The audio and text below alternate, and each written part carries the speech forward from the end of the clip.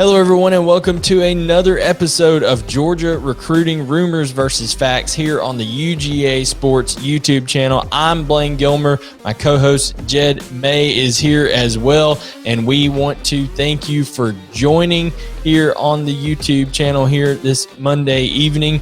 And if you don't already, hit that subscribe button right off the bat. Go ahead and hit the notification so each and every Monday night you get to be a part of this recruiting show as it goes live.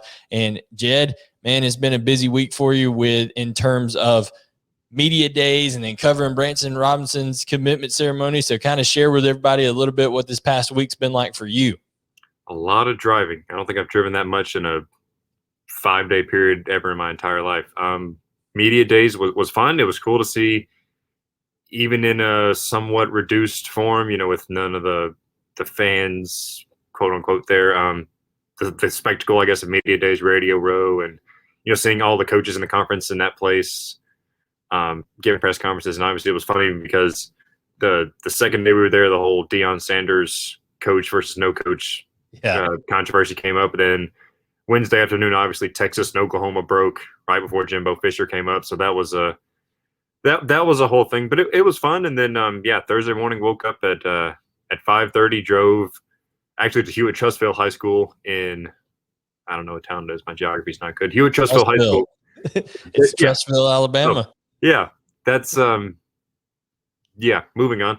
Talked with Omari Kelly. I posted an update on the vault the other day, and then drove out to Germantown, Mississippi, and got to see a beautiful school and a good commitment ceremony for Branson Robinson. Had a bunch of his teammates that he grew up playing with, and several family members, coaches, all that kind of stuff there. And so that was a really good experience. It was a busy 4 or 5 days, or however long it's been, but a fun one too. Absolutely. So as we know, recruiting never stops, and we are here at the dawn of another quiet period is what it's called, where they can, coaches, the only thing that is prohibited is coaches can't go to the players' homes. Players can come to on-campus recruiting events and all that kind of stuff. And Georgia has a cookout and also a camp.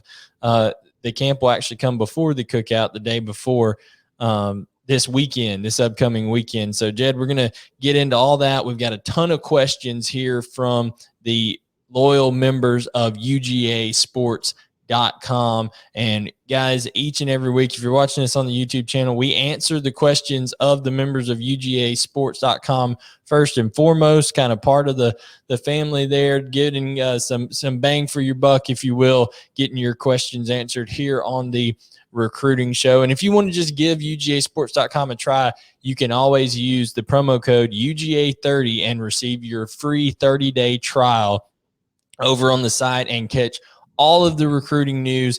That'll be big, especially after this week. There's really not going to be any more visits, so you might want to get on there this week and see what's going on until September rolls around and they start doing official visits to games and things like that. But Jed, a lot to hit coming up here with all these questions, and we're even going to talk on some. You mentioned Omari Kelly. We're going to talk some wide receiver targets. There's Walter Nolan talk. So without further ado, what do you say we get into it and start answering some of these questions? Let's do it. Absolutely. So we'll start off right off the bat here. Jed, go ahead and knock out that first one there for us. From Realistic UGA Fan, 1191 version 2.0. This, I guess, 1.0 got kicked off for being too realistic. What big-time recruit, if any, should we keep an eye on that's a legit option that isn't being discussed hardly at all, under-the-radar type recruitment? Jed, what comes to mind when you think of somebody who's a under-the-radar type recruitment? Somebody that there's some two caveats to that. They say a legit option and also an under-the-radar, which is kind of hard to be one of both. But I would say somebody in my mind that fits that bill would be Kristen Miller because of the topsy-turvy relationship he's had with Georgia. He told us he wasn't speaking with Georgia very much at all. He makes his way back to Georgia. USC, Ohio State, both kind of seem ahead of Georgia right now. But I think the longer that Kristen Miller's process drags on and the longer that Georgia's situation is kind of unclear at the defensive tackle position, the more that maybe Georgia gets back in things with Christian Miller, or maybe that the vice versa, that relationship grows closer together. Is anybody else like that come to mind for you?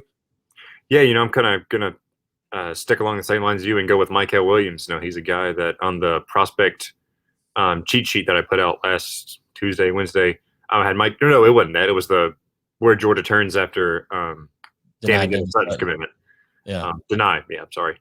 And I threw Michael Williams in there, and I saw a few people on the boards say, "Oh, Michael Williams is back now. Like, where did that come from?" And it's not that he's shot to the top of the board, but he's a guy that, like you said, the longer the situation drags on at defensive tackle for Georgia, especially if say they miss on both Shaw and Nolan, maybe. And I think Michael Williams is a guy that just because he's committed to USC, that recruitment is not over. I think Georgia's going to keep, especially like I said, if the situation becomes a little more dire, might maybe be too dramatic of a word, but if the longer this goes on, I think Georgia's going to keep pushing for him. Maybe not pushing for him as a top target, but keep in touch with him and keep that line of communication open all the way till he, signs on the dotted line in December or February or whenever that might be. Well, we checked around, Jed, when Michael Williams signed with, or when Michael Williams committed to Southern Cal, Georgia absolutely wanted Michael Williams. They wanted him to be part of this class, and now they're even thinking, he was originally looking at it as a defensive tackle. Now they're even looking at him, going out all the way to the jack linebacker position. Mm-hmm. And Dan Lanning, Kirby Smart, very high on Michael Williams, someone that Georgia is going to continue to pursue, like you said, all the way to signing day. Who knows if we have a chance to actually get him flipped or not? But I would say Michael is even more of a legit target out of the two when that goes in terms of that aspect of it. Next question, we got Green Timber here. List of recruits visiting next weekend. Guys, usually we answer every question that comes out on here, but what we're going to do on this one is we are going to refer you over to the vault on that. We will list a couple of them here, like guys that I have personally talked to, or talked to people about. We got a tip off that Jaheim Singletary could be expected. That seems to have some legs to it. Jaheim Singletary expected to be in Athens this weekend. Also, a guy like Luther Burden told me that he is, planning a trip down to Athens. He was still working out transportation late last week. So, because it is an unofficial visit, that kind of stuff. But Luther Burden, a guy that's expected to be in. We know that commitments like Jalen Walker are going to be there. Malachi Starks. We know that there's going to be possibly a Travis Shaw sighting there. So, Jed, you never really know until people show up. But in the 2023 class, I believe that Reuben Owens is coming, running back out of El Paso, Texas over there. And also another Houston native. Jed, care to tell him a wide receiver that's going to be in town? Yeah, Dylan Bell, one of those, a 22 guy that, he's one of those guys, Blaine, that we've talked about. He's one of those guys in this receiver class that isn't in a rankings way, on the level of a Luther Burden, but a guy that this coaching staff likes. They like his game. They like just what he can bring to this class as a player. And he, I've heard from a source that he's going to be in town as well. So going to be a lot of different guys, a couple of different classes in town. And it could be one of those things where there could be some guys that maybe we don't hear about beforehand, and then they start posting pictures after. It's like, oh, he was in town. So exactly. Keep it tuned to the vault, ujsports.com for all your updates on that over the next, week or so. Absolutely. And like it was in June, Julian Humphrey, we heard from him at the Rivals 5-star. He's a Florida commit. He told me at the Rivals 5-star challenge, hey, kind of don't tell him about it, but I was there in Athens. And then later at the beginning of July, he posts all the pictures. Georgia offers him a couple of days later. So definitely some momentum. Who knows, a Julian Humphrey could end up showing up at the cookout this weekend. So that full list will be over there. Ben Bachman has that for you over there on the vault. It's a sticky thread over there on the vault, so you can go check that out. Should be right up there at the top. So let's go ahead and move on to the next one. Jed, who we got? We got Curb Stomp'em. When do we expect our next potential commitment?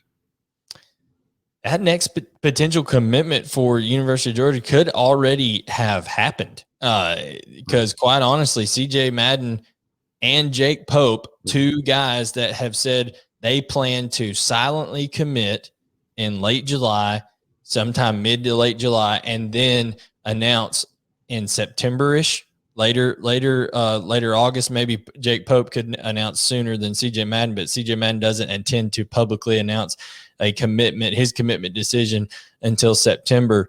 So, Jed, it's quite possible that Georgia could have 1-2 silent commits at this point. But in terms of that, I think everybody's done a good job of keeping that tight lip, because even the sources that we have here at UGAsports.com, not really talking a whole lot about those guys with the silence. But I think that everybody knows CJ Madden is really, really close to becoming a Georgia Bulldog, in my opinion. Yeah, I agree with you there. And, another guy that's set to announce in late August / early September is Jacob Hood. That's what he's told me is kind of before the high school season. He could announce. I know when I spoke with Omari Kelly the other day, he said he was hoping to commit before the season. He wasn't necessarily married to that idea. He's kind of working through offers, which ones are committable and all that kind of thing right now. But that's a potential commitment that could come before the season as well. So, there's a lot of guys that don't necessarily have dates set right now, but that could come before the high school season gets done, so they get that out of the way. Absolutely. And a guy like Oscar Delp, who knows? I mean, I know a September date has been thrown out there, but Oscar Delp is a player that when he knows and he feels right about it, he's told me he could pull the trigger at any time, kind of in the same fashion that Tyler Booker, pulled his commitment to Alabama. I mean, everybody was just kind of in limbo waiting on that one. So Oscar Delp could kind of be the same thing. Georgia is expected to be the favorite with him. South Carolina is also trying to, write their love letter to him, like Shane Beamer did on the podium at SEC Media Days, which Jed covered a lot of that stuff as it happened. So make sure to check out all of the content over at UGAsports.com.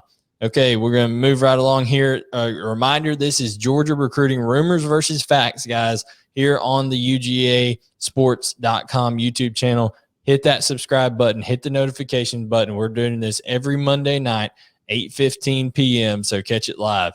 And if you're a member of UGAsports.com and you answer to the thread of the questions, you'll get your questions answered, as many as we can get, and keep things, time sensitive, guys, on here. So Southern Dog 87, is a positive result in the Clemson game more important for recruiting or the CFP? Jed, I'm going to let you handle that one first. What's your opinion? Is it more important to go to Charlotte and wax Clemson possibly, or would it be more important for Georgia to have college football playoff success? So I will answer this question from the Tyler Simmons tribute account this way in a passing game. So I think it's important in my opinion, it's more important for recruiting, with the caveat of more so for the offense and Todd Monken's passing game than it is for the defense. Because at this point, Georgia's defense is, kind of a known commodity. Kirby Smart is obviously a defensive guy. Dan Lanning's been here for a few years. So system-wise, I guess potential recruits like CJ Madden, like you just mentioned, defensive backs like Kamari Wilson, those kind of guys sort of know what Georgia's system on defense looks like. But as we talked about all summer, recruits, especially at the receiver position, guys like Oscar Delp as well, want to see what this offense looks like from a passing game perspective. So I think, JT Daniels going out there and throwing up 350 yards and 4 touchdowns, that is, me personally, I don't think JT Daniels is I don't think he'll have the numbers to win the Heisman, but that's a big game. That's a marquee stage. That's the best team Georgia's going to play in the regular season this year. So a huge game on that big stage, week 1, could do wonders. So you are taking the Clemson game. You're saying that the Clemson game specifically is going to be more important than if Georgia, let's say, were to maybe even lose the Clemson game, but then go on a torrent run, win the SEC, and then get into the playoff and make some noise. I tend to agree with you, and here's my only reason why. I think that because of the timing of it, here it is in early September. You've got all these guys who have been inundated with visits, another little lull period in August. And then the first big event, the first big action they're going to see out of Georgia, with all the talking they've done to coaches, the vision that they've showed, Oscar Delp in these meetings of here's how we're going to use the tight ends, what they've said to Andre Green, what they've said to, Shaz Preston, all these receivers, Luther Burdens of the world. And now here's the time for JT Daniels and company. Not that they're focused on Georgia's recruit. They're focused on trying to win the game. But here's the time for those guys who have been doing their own recruiting for Georgia. They're coming, they're saying, hey, this thing's changing. The offense is getting going. So I think, just like you, that September 4th is by far the biggest recruiting day, bar none, for the University of Georgia in the class of 2022. Mm-hmm. Georgia could really solidify themselves with some receivers, in my opinion, in this class. And also, let's keep in mind, there's a young man out down in New Orleans named Arch Manning that is surely going to be watching this game with probably a more keen eye than 98% of the people out there, because he's just in that Manning family. There's, they're like football savants. So he's going to know what's going on, I'm sure, before most of the rest of us do, as they're even lining up and stuff. But when it comes to like Arch, Georgia, Clemson, Texas, Ole Miss, those are like four of the programs that really have a huge shot with Arch Manning. So two of those teams playing each other, that could be big beyond the class of 2022. So I agree with you there. Southern Dog 87 had a follow-up question. Usually Georgia gets a few flips each year. And while I understand there are still a lot of uncommitted prospects, who are we still targeting to flip before early signing period? Well, we just mentioned, the name Luther Burden came out of my mouth right there. We've already talked about the 5-star receiver out of East St. Louis, Illinois, and he is also going to be at the cookout. We're expecting this upcoming week. Jaheim Singletary is a corner, 5-star corner out of Ohio State that they're trying really hard to flip. Jed, you mentioned Michael Williams earlier. They're not giving up on him. I've even, some people I've talked to, I don't expect them to just totally give up on Kojo Antwi. I mean, I know Kojo is going to, firmly be committed as of now to Ohio State, but who knows if Georgia, comes out and blows things out of the water against Clemson and has a explosive looking offense. Any other guys that I didn't mention that maybe you have heard that Georgia's working to flip or still recruiting hard, even though they're committed elsewhere? Yeah, I think another name at corner that we could look at is Julian Humphrey, the Florida commit you mentioned earlier. It took a visit to Athens, posted all the pictures, got an offer, I want to say early in July, first week or so of July. And then a name, correct, I think it's Caleb Coley that's committed to Vanderbilt. That's another defensive back that they could be looking to flip. So, guys like that. And, going back at receivers, I know this is kind of touching back on the question we talked about, this last question about the Clemson game, but there's that Clemson game, and then the next 2 weeks are home games against, I want to say UAB is one, and South Carolina, I think. Maybe, yeah. There's 2 home games right after that. So if you pair, say you get Luther Burden on campus for an official visit one of those weekends following a big passing game for JT Daniels, that could, make a huge impression on a guy, that kind of, I guess, impact on him in a week or two span on him, or like I said, if a guy like Kojo starts to reconsider, or any one of those guys. So that the month of September, even, looking out farther is going to be huge. And I would say when you're talking about the flips, the 3 most likely there, Southern Dog 87, I'm talking about Luther Burden, Jaheim Singletary, and then probably Julian Humphrey. Those are the 3 that they're really focusing on. Michael Williams, also a name that we want to repeat again. Georgia it's not like they let up on Michael Williams. They may have prioritized a guy or two in terms of their communication, maybe, and that may have been a feeling that happened between Michael and Georgia, and USC may have made him feel like even more of a priority. But that does not mean that Georgia did not want Michael Williams and does not to this day want Michael Williams, because I believe they certainly do. All right, here we go. Here on the UGA Sports Recruiting Rumors versus Facts show. It is Monday night, July 26th, and we are answering all your questions here on UGAsports.com. Over on the Vault, we post a thread each week, and Pollock has put a question in here. I think everyone would like to hear a breakdown of where Shaw is in his recruitment. And Nolan also. So you're talking about Travis Shaw and Walter Nolan. Is Burden a legit possibility or a pipe dream? What are y'all's guts feeling? Well, before I'll let let Jed answer on kind of updates on Travis Shaw and Walter Nolan, because I don't think anybody really knows. So I'm going to let Jed try to answer that. Good. But Luther Burden is absolutely a legit possibility.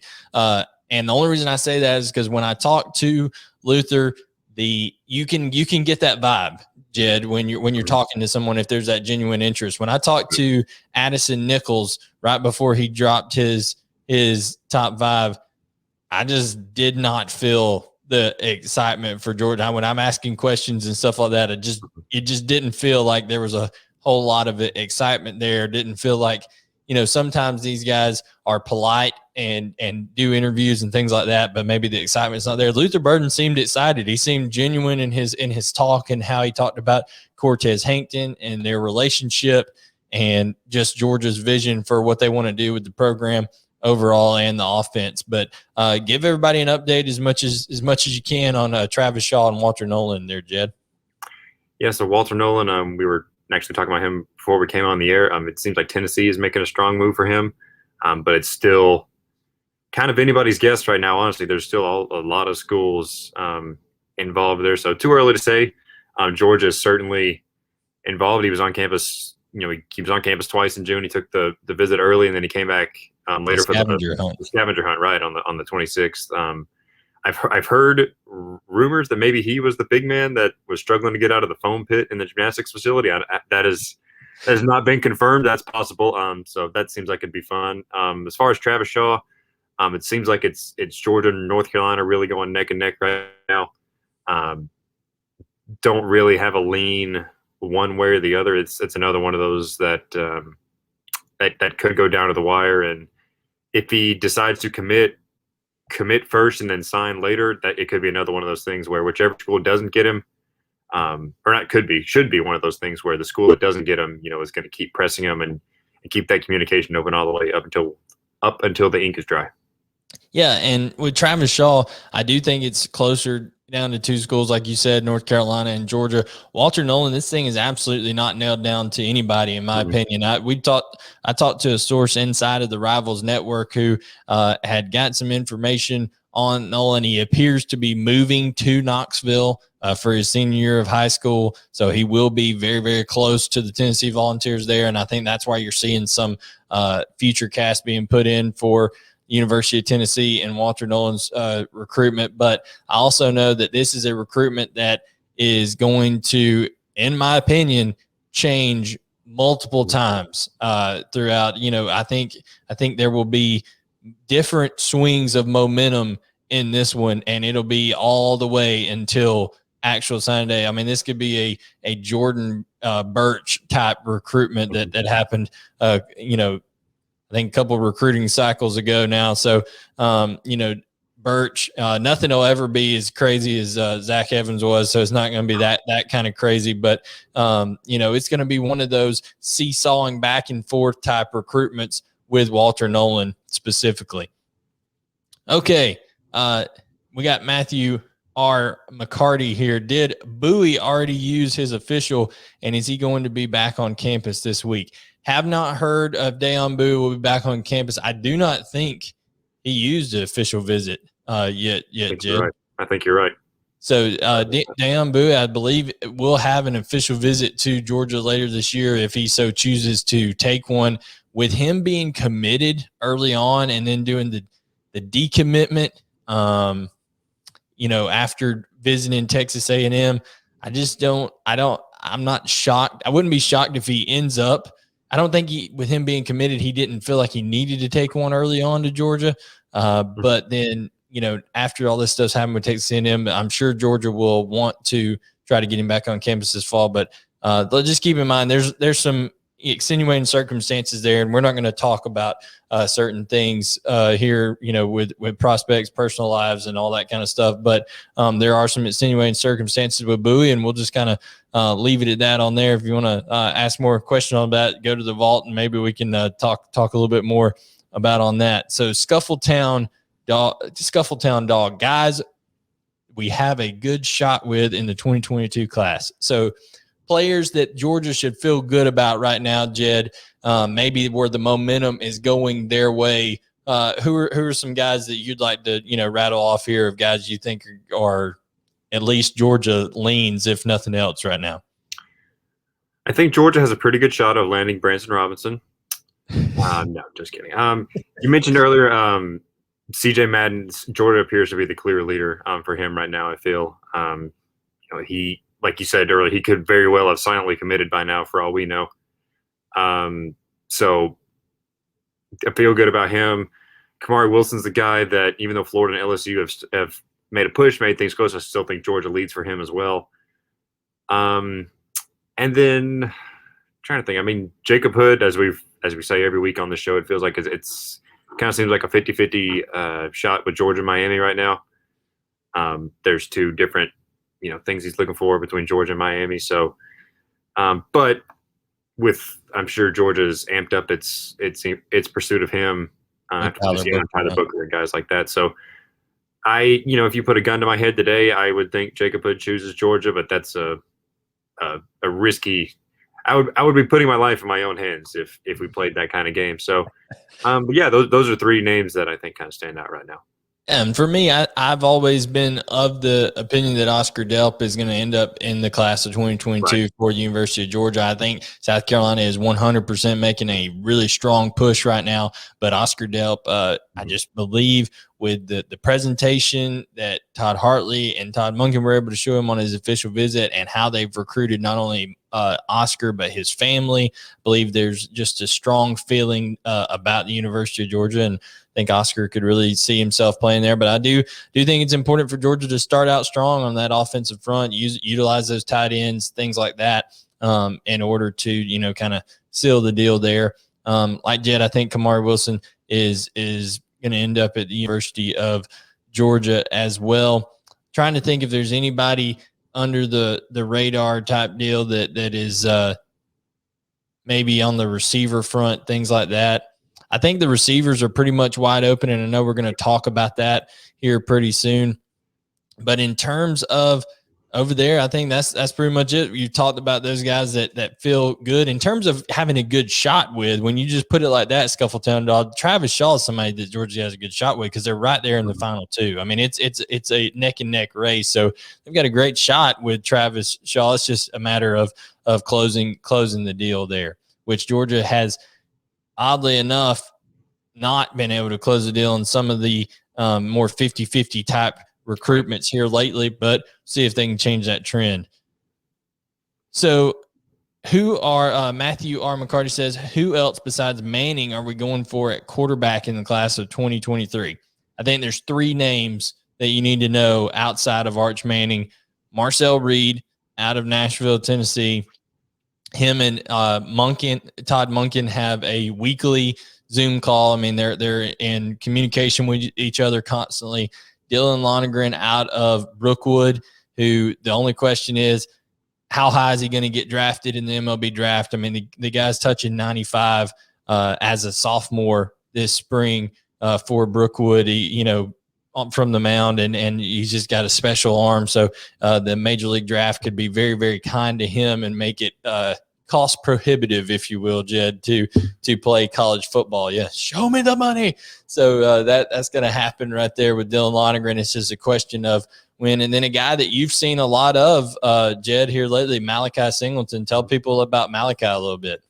That is a large dude. He is built like a quarterback. And when I saw him at the FCA 7-on-7, I guess a couple of weeks ago now, he made a couple really impressive, and this is something, when I spoke to him after he visited earlier in June, something the coaches really liked about him, his ability to extend plays, not necessarily scramble for yardage, but, escape the pocket. I remember he had one play where a guy came around the right tackle and he made a really nice play to step up in the pocket and roll out to the right, keeping his eyes downfield, and he found a guy down the field. So plays like that, which is something quarterbacks more and more, you're looking for in college football, not necessarily the Michael Vicks and Lamar Jacksons and, those type of guys of the world, but guys who can extend plays while keeping their eyes downfield and find guys who end up breaking off their routes.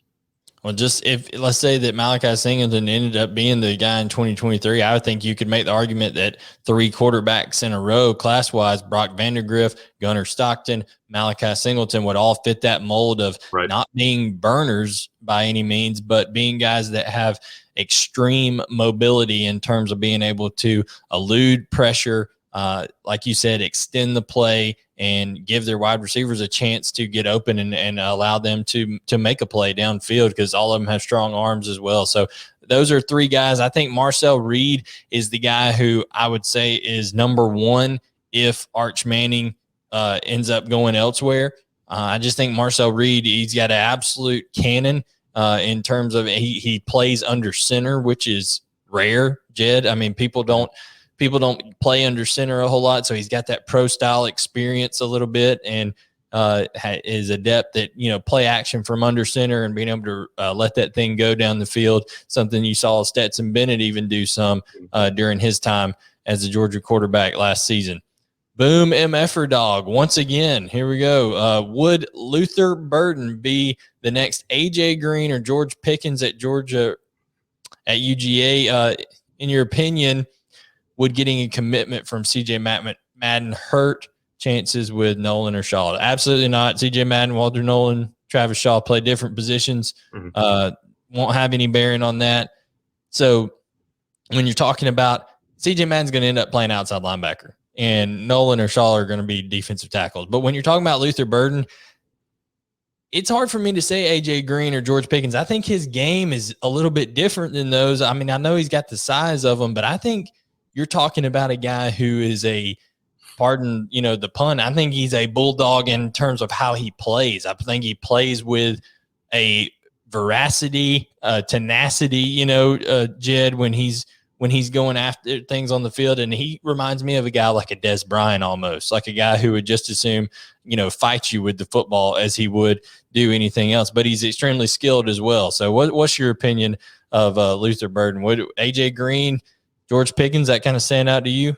You said veracity, tenacity. I wanted to say, oh, there goes gravity. Just to add that in. But I think, it's like you said, it's hard to put those kind of expectations on a kid. I think if you look at it, if we look at this question in a slightly different way, I think he is the type of guy who could come in and make an impact as a freshman, like the Greens and the Pickenses coming, because obviously after this year, it looks like George Pickens will be gone for the NFL draft. So he could come in and be that guy that could slide in right away and get plenty of reps as a freshman, like Green and obviously like Pickens did in 2019. So again, it's hard to say. And obviously, again, I know we talk about Luther Burden a lot. This is a guy that still needs to be flipped, first of all. Yeah. It's not like he's still committed to Oklahoma. Everybody understand Absolutely. that. There's just a lot of momentum to Georgia right now. I think. Right. But I think he could be a guy that that you could see a lot of as a freshman. I would say that. Absolutely. So let's just take a little look right here on the screen. Everybody, if you're watching on the YouTube channel and not listening along with the podcast version, one receiver I know I've left off here that we talked about earlier is Amari Kelly. But when we talk about priority picks, I would put Amari Kelly more towards that priority side.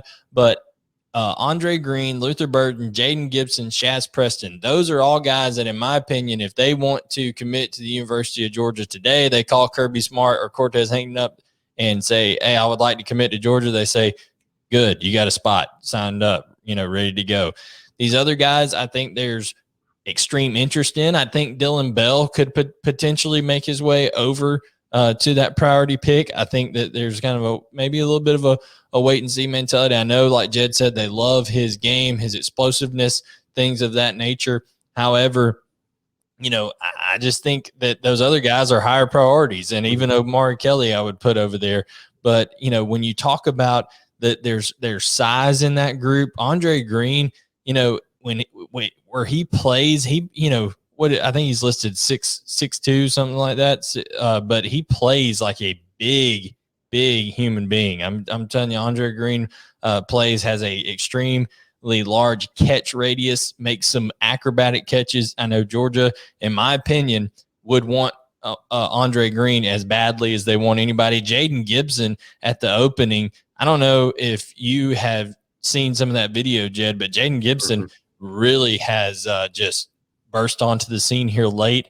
Both of his parents went to Florida, but he says there's no bearing on his recruitment in terms of where he's wanting to go. Georgia's, I believe Jaden Gibson is going to try to be up there this weekend at the cookout as well. So that he told us that in an interview right after Georgia offered him, Jed, that he was going to try to get up here, and then Shaz Preston as well. So I know you've talked a lot with Sam Mbake there, Jed. So tell everybody kind of what's the latest on Sam over here on the interest side. So it's actually interesting. He is a guy that he transferred to North Cobb for this year, and it actually appears that he's going to be playing a little bit of a tight end there this fall, which is kind of interesting because him, just with his size, kind of looks like a Darnell Washington looks on Georgia's football roster, just a big guy. But I saw him at the FCA 7-on-7. He moves good. He had a couple of really good blocks to spring guys downfield. I think he is a thicker guy. He is. He is a big. When you picture, and I'm not saying he would be recruited exclusively for this role, but when you picture red zone target guy, that's the guy that comes up. A big guy, tall guy, can box people out, can get up and jump and get the ball at its highest point. So his his top three are Georgia, Florida, and Ole Miss right now, and. It's the Georgia offer. We're not sure if it's committable, right now, but if a couple of those guys, like, an Andre Green and Shaz Preston, a couple of those guys commit elsewhere, then that offer could turn committable real quick. Yeah. And, that's always a sticky situation there in terms of, because we're not in the coaches' offices. We don't know who they would actually, take things like that. As much as we try to get, collaborate and get sources and things along that nature, but that's always, subject to change and ebb and flow, like Jed said right there in terms of the committable stuff. But these are the prospects there. And then the other one we wanted to talk about was Cole Spear, who does not have an offer from Georgia, but he did run a 4.37 laser time 40 at Appalachian State's prospect camp, and somebody that Georgia's going to keep an eye on, a wide receiver out of Calhoun High School in Georgia, potentially maybe in that Ladd McConkey type role there, Jed, a late addition to the class, maybe at the end. And anytime you can add a guy that runs a 4.37, I think, that's a good day at the office in my book if you're a recruiter. So, that's not bad. We get 2 more. 40 time. Oh yeah, he's getting close to Gilmer speed there. With if you get a 4.29, come see me. No, I barely broke. I think 4.95 was my best time ever. I was a slow guy, but clock 11. Please discuss how SEC expansion will affect recruiting specifically for Georgia. Okay, well, I will say this: if Texas and Oklahoma come into the SEC, they are going to more intensely start recruiting SEC territory. I think that's easily an easy assessment right off the bat. Jed, I did some looking back on this. Oklahoma in the last 4 recruiting classes has only gotten 4 or 5 guys out of the state of Florida, period. So that is bound to change. Don't you believe if they come into the SEC? Florida's got to be a stronghold.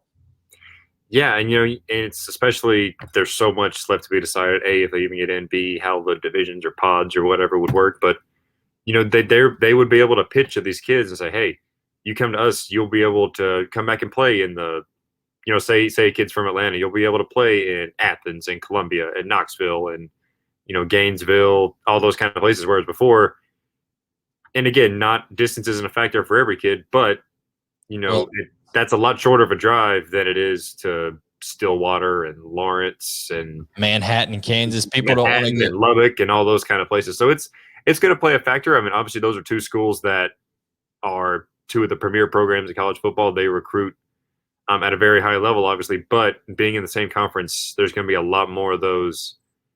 Look at Georgia and Texas A&M. How many head-to-head battles did Georgia and Texas A&M have 10 years ago? And now, they're going head-to-head all the time now. So, that could be, in 10 years, if Texas and Oklahoma join, it could be that kind of the same thing. It's going to be a lot more intense competition for those top kids, especially in the SEC footprint. In terms of Georgia and how it would affect them, I think that one thing you're seeing right now is I think the state of Georgia itself is almost supplanting Florida in terms of the amount of talent it puts out. When you look about the top end, especially the quarterback position, Trevor Lawrence, a Justin Fields, even Jake Fromm was a 5-star coming out when he came out. There's so much talent in the state of Georgia now. It used to be a lot located in South Georgia and then a little bit around Atlanta.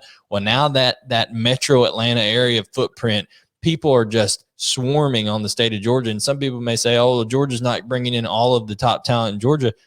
Jed, you only get 25 scholarships in a class. That's a full class, and there's certain needs that you have to fit. So in my opinion, I think you're going to see more people start trying to cherry pick out of the state of Georgia, and that's just fine, because you look now that what Georgia's saying, going after a Bear Alexander, in Texas, being able to go out, Reuben Owens, Dylan Bell, these guys who are coming from the state of Texas out to Georgia this week, in the class of Reuben's in the class of 2023, Dylan Bell in the class of 2022.